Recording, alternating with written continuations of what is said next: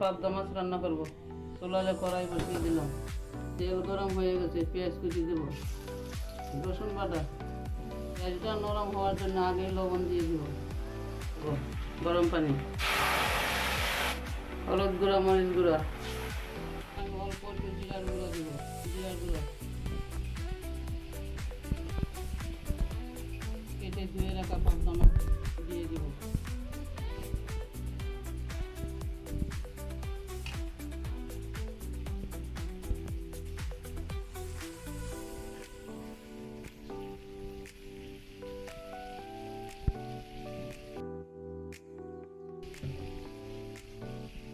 এই মাছ বেশি নাড়া যাবে না, নরম, এই জন্য আমি অল্প নিয়ে দিব।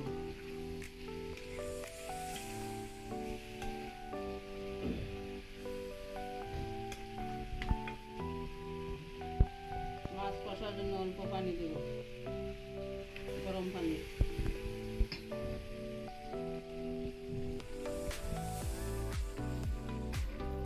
কড়াইটা ঘুরিয়ে দিব, কারণ এই মাছ নরম, বেশি নাড়া যাবে না। বেশি নাড়াচাড়া করলে মাছ ভেঙে যাবে, এই জন্য আমি বেশি নাড়ব না। ঢেকে দেব। মাছ ভালোভাবে কষানো হয়ে গেছে, এখন অল্প একটু জল দেব, কারণ এই মাছ আমি বেশি জল দিয়ে রান্না করব না, মাথা মাথা রাখবো। অল্প একটু গরম পানি,